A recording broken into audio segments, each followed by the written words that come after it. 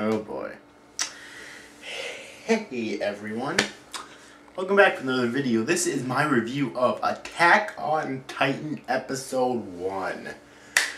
Oh, just finished watching it and oh my god.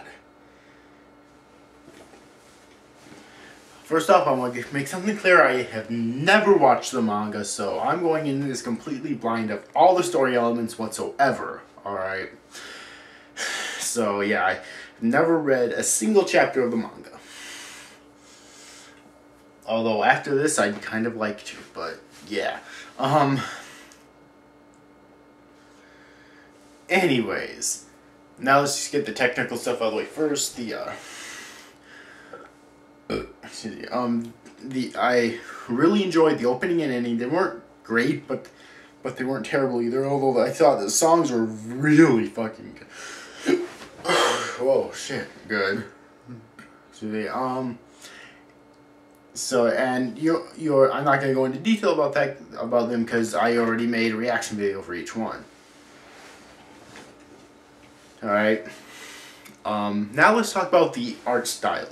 This is my favorite art style of any anime. I really enjoy this because, for some reason, for me at least, it seems to get out the most emotion, especially when you're talking about a very emotional anime, whether it's tragic or romantic or whatever. So I really like that they put the art style this way. And the animation was so good. Alright? In most cases. There were points, especially when all they were doing is just talking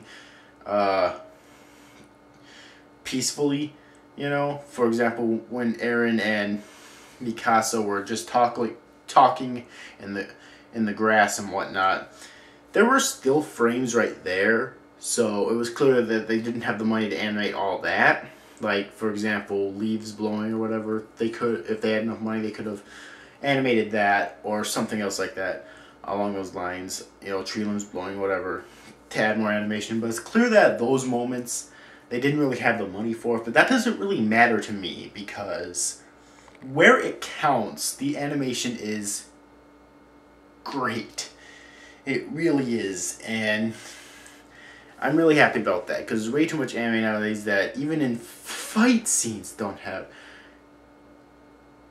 that great of anime. I'm talking to you, Bleach. As much as I love Bleach, the animation isn't the greatest all the time. But anyways, though, enough about that. So yes, animation, art style, love it. Alright. As for the Titans, though, I can't really tell if they're a hand-drawn animation or CG animation. The rest of it I know for a fact is hand-drawn, but I can't tell if the Titans are hand-drawn or CGI, so someone could fill me in on it. That'd be great. Personally, I like it when anime actually has full hand-drawn animation, and the rest of it is, obviously. But it would be kind of cool if the Titans were actual traditional hand-drawn animation as well, because the Titans looked really cool. So if that was hand-drawn animation, then bravo. Well done. Alright. And yeah. Now I finally got that out of the way, let's move on to a basic summary of the plot. Alright. So we are at least, I forget how many years it was exactly. It's at least 100 years though. And humanity has been driven to this one central point in the world because everyone is in fear of the Titans, which live on the outside, basically. Alright? And humanity is being protected by 3 central walls. The outside wall, an intermediate wall, and the innermost wall. Alright? The outside, I believe is called Rosie. And the other two, and the innermost one's called Saren. I can't remember what the middle one's called. But each one of them does have a name. Alright? And basically, if you add it all up, like, humanity has basically been fucked at this point. So it's basically another post-apocalyptic setting, but I think this one was done so well because if you add it all up, just to give you a brief picture of how severe the humanity situation is right now and how fucked up that they really are, the entire population of the world has been reduced to a space just slightly larger than the state of Texas. Yeah, so the world of Attack on Titan doesn't seem to be at nearly as large as the population of our world. You know, is overly populated, but still, imagine the entire population of the world forced to all live in a section of the world just slightly larger than the state of Texas. That is pretty intense right there. Alright. So yeah, that's basically what humanity has been reduced to at this point. And we're introduced to our two main characters right off the bat. Our main male character, Eren, and our main female character, Mikasa.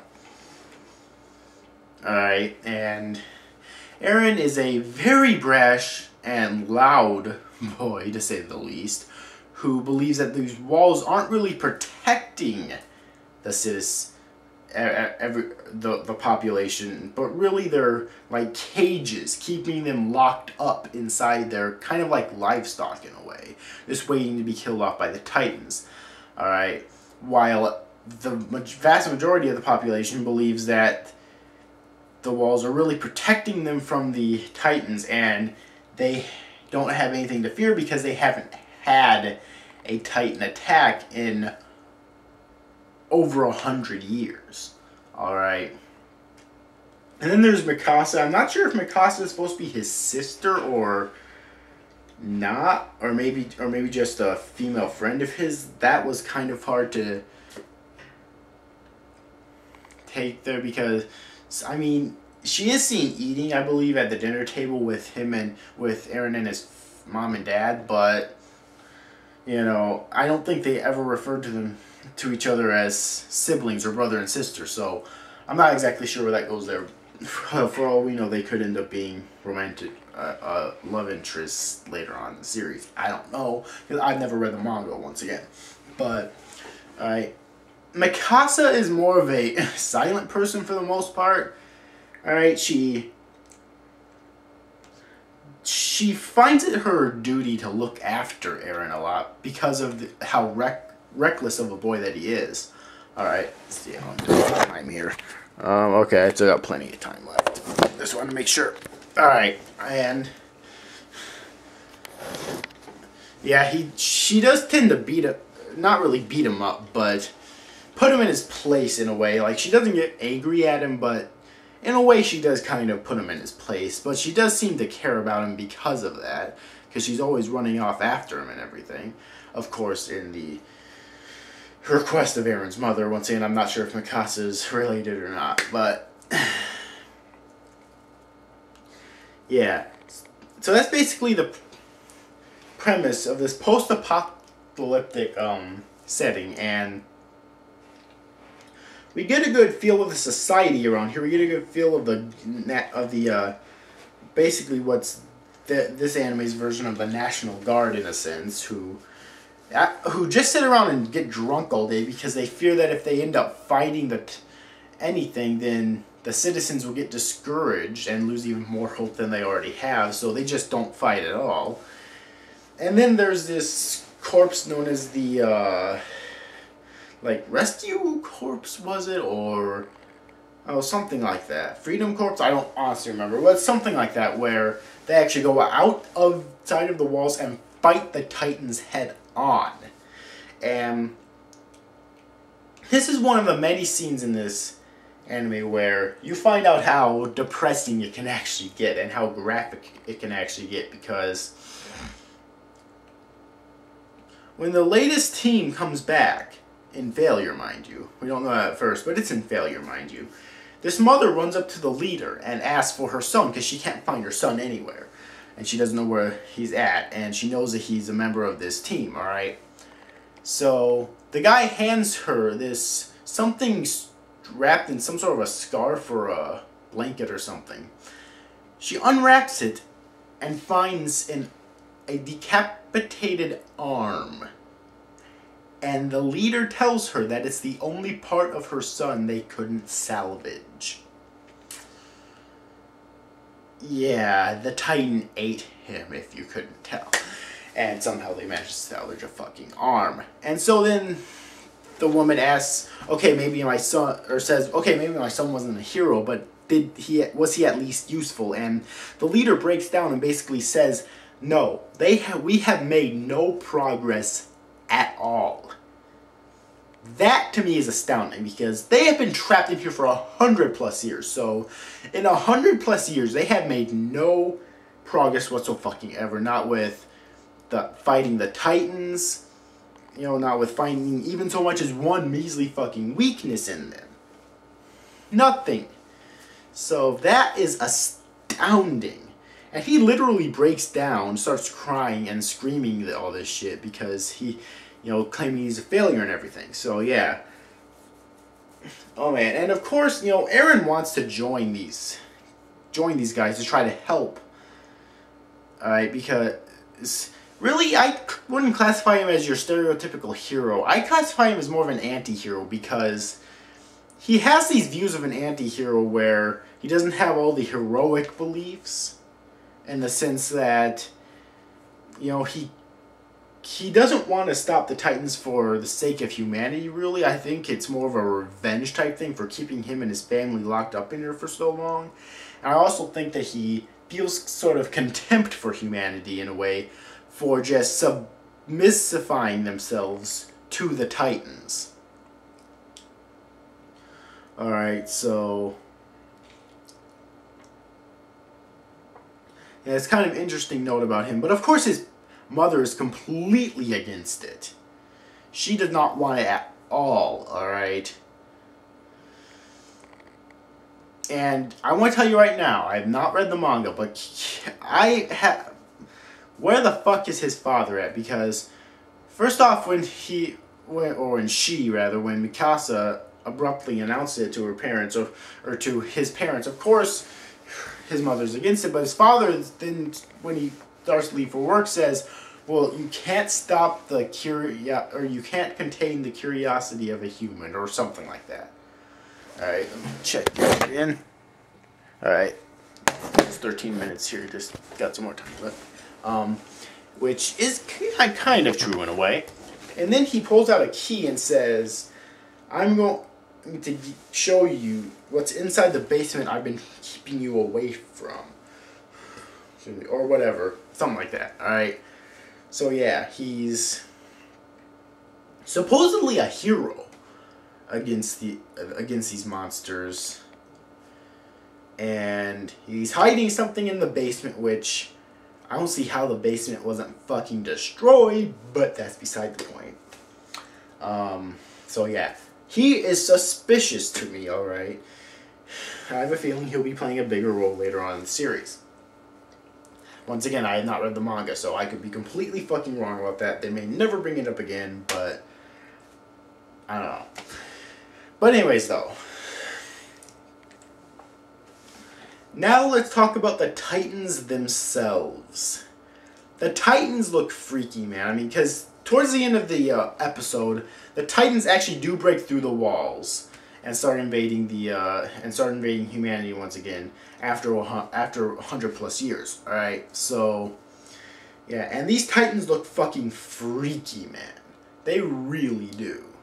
Like, they look like humongous deformed human beings is what they look like. Some of their limbs are just way fucking out of proportion. They just look fucking weird, man. So yeah, and that ending scene, like, I was wondering how much, usually when I heard that the manga was incredibly fucking gory, and usually when they translate manga to anime, it's censored a lot. I was wondering how much blood I would see in this series. That ending scene. First off, when Eren's house is attacked, his mother is crushed under the rubble. First off, alright? Alright, it's kind of paranoid here. Alright, so we got a little bit of time left, hopefully. Her legs are crushed under the rubble. Alright. That's number one. Number two, as soon as Emin, I think his name is, the leader of the guard or something like that, as soon as he gets both Eren and Mikasa far enough away, the Titan comes up and picks her up and kills her and then eats her whole. Blood squirting everywhere.